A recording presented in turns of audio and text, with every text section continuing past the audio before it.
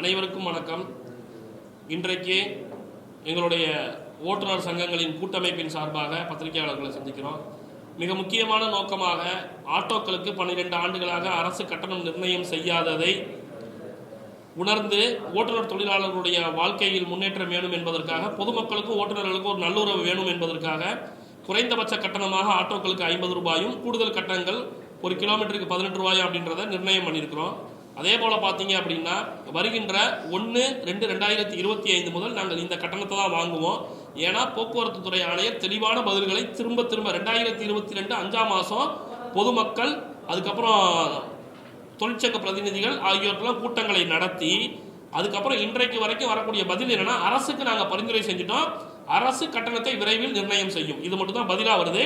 போராட்டம் நடத்தியவர்கள் மீது வழக்கு பதிவு செய்யப்படுது, அவங்க கைது செய்யப்படுறாங்க. ஆட்டோ மீட்டருக்காக கால் டாக்ஸி தொழிலாளர்கள் கைது செய்யப்படுறாங்க. சரிங்களா? அப்படி இருக்கக்கூடிய சூழ்நிலைகளில் போக்குவரத்து துறை அமைச்சரும் இதற்கு எந்த விதமான பதிலும் சொல்றதில்லை. கால் டாக்ஸிகளை பொறுத்த வரைக்கும் அதே போல 1/2/2025 ஓலா ஊபர்ல நாங்கள் வாகனங்கள் ஆட்டோ கால் டாக்ஸிகளை இயக்க மாட்டோம். அதற்கு பதிலாக நம்ம யாத்திரையில தான் இயக்குவோம். முக்கியமான நோக்கம் என்னன்னா, ஒரு நாளைக்கு ஓலா ஊபர்ல நாங்கள் ஒரு 2000 ரூபாய்க்கு வண்டி ஓட்டினா 25% கமிஷனாக 500 ரூபாய் வரைக்கும் என்ன பண்றாங்க, எடுத்துக்கிறாங்க. சரிங்களா? இதே இது நம்ம யாத்திரையில ஓட்டினோம்னா ஆட்டோக்கு 25 ரூபா சப்ஸ்கிரிப்ஷன் மட்டும் தான் எடுக்கிறாங்க. இது நம்ம டாக்ஸினா பாத்தீங்கன்னா ஒரு 35 ரூபா எடுக்கிறாங்க. இதே கால் டாக்ஸிக்கு வந்தீங்கன்னா நம்ம யாத்திரை 45 ரூபா எடுக்கிறாங்க, டாக்ஸினா 75 ரூபா எடுக்கிறாங்க. சின்ன வித்தியாசம் தான். இதே 2000 ரூபாய்க்கு ஓட்டினாலும் அங்கே இவ்வளவுதான் போகுது. ஆனா இந்த ஓலா ஊபர் நிறுவனங்கள் இவ்வளவு கட்டணங்கள் எடுத்துக்கிறனால எங்களால வாழ்வாதாரத்தை நகர்த்த முடியல. வாடிக்கையாளர்கிட்ட கேட்டு பெற வேண்டிய சூழ்நிலைகளுக்கு வந்திருக்கிறோம்.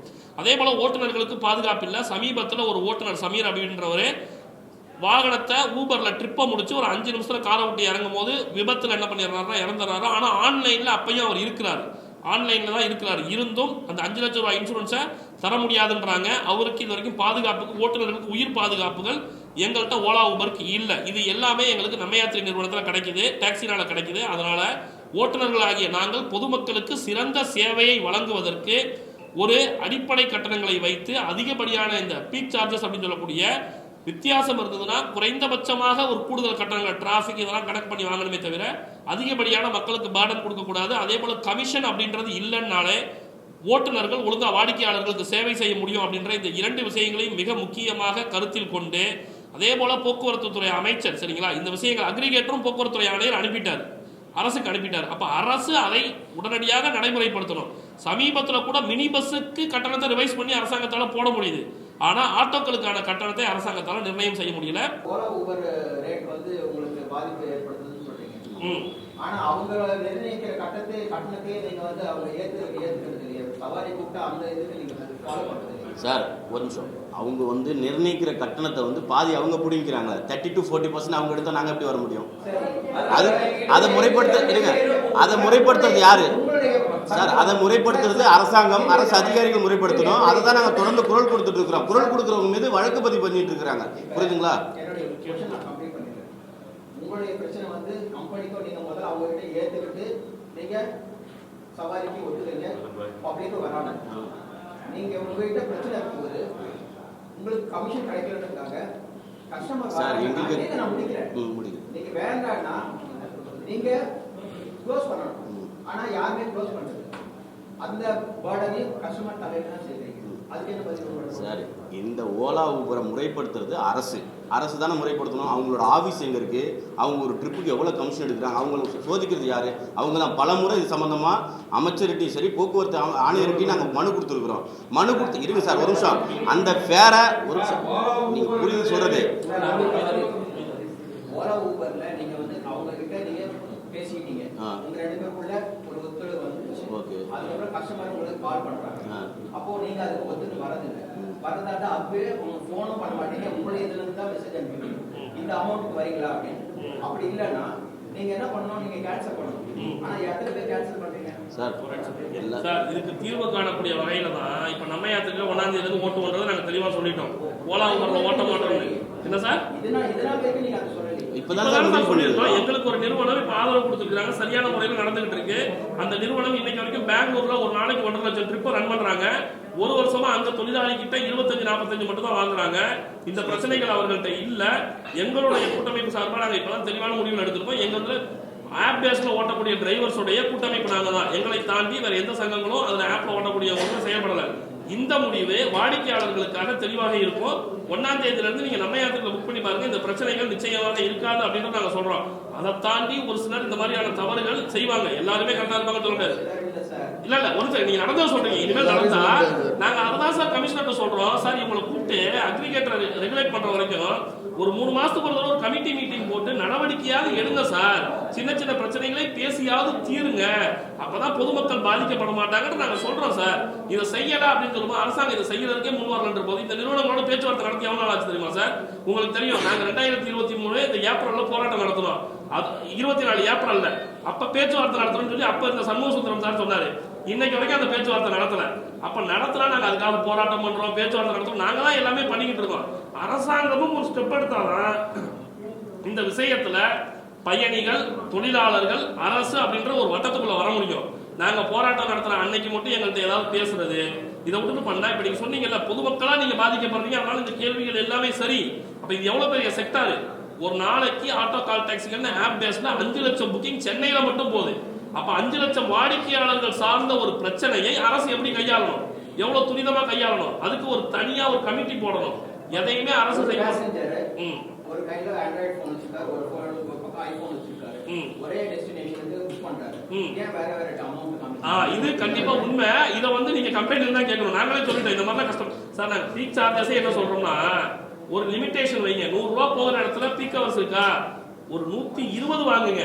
அந்த கஸ்டமர்கிட்ட 100 ரூபாய் போற இடத்துல 200 ரூபாய் வாங்காதீங்கன்றதே நாங்க போராடிக்கிட்டு தான் இருக்கிறோம் இன்னைக்கு வரைக்கும். சரிங்களா? எல்லா டிரைவருமே வாங்கி அப்படி நாஸ்தி பண்ணாதீங்க அப்படின்னு அதையே கேட்க மாட்டேன்றாங்க. இதை நாங்க சொன்னா கேட்பாங்களா? இதெல்லாம் அவங்க பண்ணதான் செய்யறாங்க.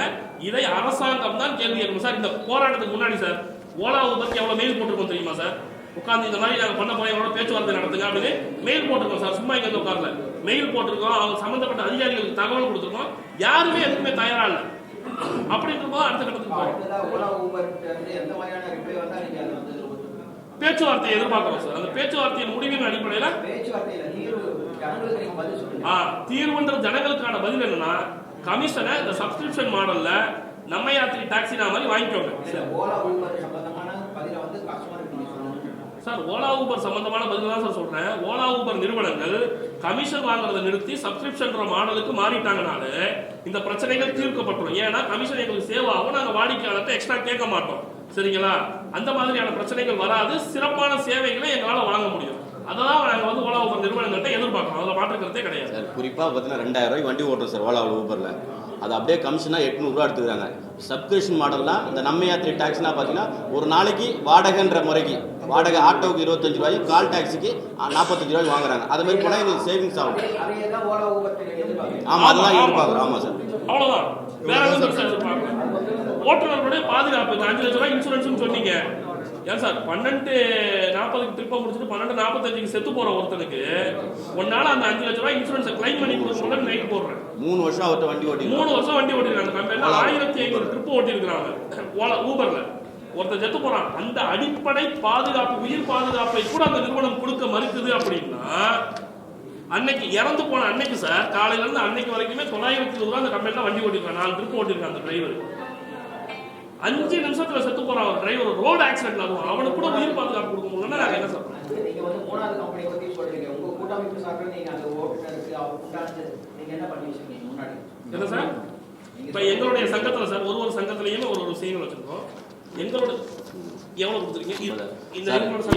எங்க யூனியன் சார்பாக எங்க யூனியன் உறுப்பினர் தான் 50,000 யூனியன் சார்பாக நாங்கள் கொடுக்கறத கொடுத்துட்டோம். ஆனால் கம்பெனியில் இதை வாங்குறதுக்கு நாங்களும் ஒரு 6 மாசமா போராடுறோம். ரிஜெக்ட் பண்ணது இப்போ ஒரு மேக்ஸிமம் ஒரு மாதத்துக்கு முன்னாடி ரிஜெக்ட் பண்ணுறாங்க. திரும்பி எல்லாருக்கும் அது அமைச்சருக்காக இருக்கட்டும், அந்த டிரான்ஸ்போர்ட் அதிகாரிகள் எல்லாருக்குமே திரும்பியும் என்ன சொல்றது லெட்டர் எழுதி திரும்பி அந்த பேமெண்ட் வாங்குறதுக்கு அவ்வளோ தூரம் போராடுறோம். ஆனால் கொடுக்க மாட்டாங்க. வெறும் 5 நிமிஷம் தான் ரோடை கிராஸ் பண்ணாரு. ஒரு மிக்சர் மிஷின் இடிச்சிடுது, இறந்துடுறாரு ஸ்பாட்ல. எஃப்ஐஆர் காப்பியில இருக்கு. டோரை திறந்து வண்டி பக்கத்துல நிக்கிறாரு.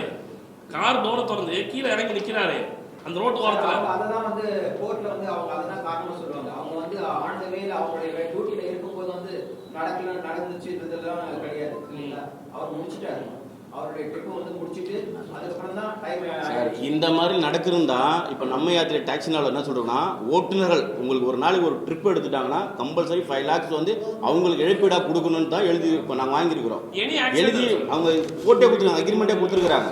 இது போன்ற கம்பெனியில் 3 வருஷம் வண்டி ஓட்டுருக்காங்க சார். ஒரு 5 நிமிஷம் காலையிலேருந்து 1000 ரூபாய்க்கு வண்டி உங்களுக்கு உங்கள் கம்பெனியில் வண்டி ஓட்டிருக்காப்புல 5 நிமிஷம் ரோடை கிராஸ் பண்ணி தவிர்த்து அப்போ அவனுக்கு இல்லையா 3 வருஷம் எக்ஸ்பென்ஸ் இல்லையா? உங்கள் கூட்டமைப்பு சார்பில் ஓட்டுநருக்கு எதுவும் இன்சூரன்ஸ் சார் நாங்கள் ஒரே நிமிஷம் சார். இதுக்கு முன்னாடி இப்போ ஒரு சங்கத்திலையும் அவங்களுடைய பொருளாதார அடிப்படையில் உறுப்பினர் செஞ்சுருக்கோம்.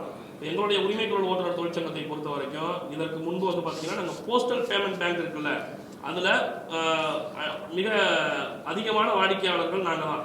எல்லாருக்குமே அந்த போஸ்டல் பேமெண்ட் பேங்க்ல நம்ம பஜாஜ் அலையன்ஸோட சேர்த்து இன்சூரன்ஸ் போட்டுருக்கோம். சரிங்களா? அதை தாண்டி எங்களுடைய சங்கத்திலேருந்து ஒரு நிதியை எடுத்து வச்சு மரணிக்கக்கூடிய ஓட்டுநர்களுக்கு கடந்த 2024 மட்டும் சரிங்களா ஒரு 10 பேர் இறந்திருக்காங்க. இயற்கை மரணமோ அல்லது விபத்து மரணமோ அந்த டேட்டா வேணா கூட தரோம். ஒரு நபருக்கு 1 லட்சம் ரூபாய் அப்படின்றத குடும்ப நல நிதியாக நாங்கள் வழங்கியிருக்கிறோம். இதை தாண்டி ஒரு சங்கத்திலையுமே குறைந்தபட்சம் ஒரு ஆக்சிடென்டல் இன்சூரன்ஸ் நாங்கள் போட்டு வச்சிருக்கிறோம். இப்போ இவங்க 50,000 ரூபாய் கொடுத்தாங்கல்ல, அது இல்லாமல் அவருக்கு ஆக்சிடென்டல் இன்சூரன்ஸ் இருந்துச்சு நாங்கள் போடுறது, அதை கிளைம் பண்ணிட்டாங்க. சரிங்களா? 2 லட்சம் ரூபாய் அது கிளைம் பண்ணி அவங்க வீட்டுக்கு போயிடுச்சு. இவங்க ஒரு 50,000 கொடுத்துட்டாங்க. அந்த இப்போ நம்ம ஏத்துல கூட என்ன சொல்றாங்க, ஒரு சிம்பிள் தான் 5 லட்சம் ரூபாய் இன்சூரன்ஸ் போடுறதுக்கு இன்னைக்கு ஒரு 300 ரூபாய் 350 ரூபாய் ஆகும் சார். அப்போ இந்த மாதிரி கம்பெனிகள் போடுறது மிக குறைந்த கட்டணத்தில் போடலாம். 250 ரூபாய் 200 ரூபாய்க்கு போடலாம். அவங்க எனி ஆக்சிடென்டல் டெத்ல இப்போ நம்ம ஏத்துல சொல்றாங்க கரண்ட் சாக்கடிச்சு இறந்தா கூட அது ஆக்சிடென்டல் டெத் தான். ஒரு குறிப்பிட்ட ட்ரிப்புகளை ஓட்டிட்டாங்கன்னா ஸ்டார்ட் அப் கம்பெனின்றனால அவங்க இன்சூரன்ஸ் கொடுத்துறாங்க. அதுக்கப்புறம் எப்பயுமே அவங்க வருஷம் ரினியூவல் ஆகிட்டே இருக்கும். நாங்கள் இதெல்லாம் தான் கேட்குறோம். ஊபர்ல 5 லட்சம் ரூபாய் இன்சூரன்ஸ் போடுறல நீ, அது உனக்கு ஒரு குறிப்பிட்ட ட்ரிப்பை ஒரு வருஷம் ஓட்டினா அப்படின்ற மாதிரி ஸ்டார்டிங் ஸ்டேஜில் ஒரு இது வைங்க கிரிட்டீரியா வச்சு எப்பயுமே கொடுங்க. ஒரு ரோடு ஆக்சிடென்ட் கூட நீ கொடுக்க முடியல சார், 10 ஆக்சிடென்ட் கொடுங்க. அட்லீஸ்ட் ரோடு ஆக்சிடென்ட்ன்ற மாதிரி கவர் பண்ணணும்ல. ஒரு ஓட்டுநர் 24 மணி நேரம் கால்குலேவா சார் உட்காந்துருக்க முடியும். கொஞ்சம் யோசிச்சு ஒரு டீ குடிக்க ஒரு சாப்பிட இறங்கி அவன் போக தேவை இல்லையா? இன்னைக்கு அது நடந்தது அப்படிதான். டீ குடிக்க இறந்தவங்க தான் இறந்து போயிட்டான். அதான் உண்மை.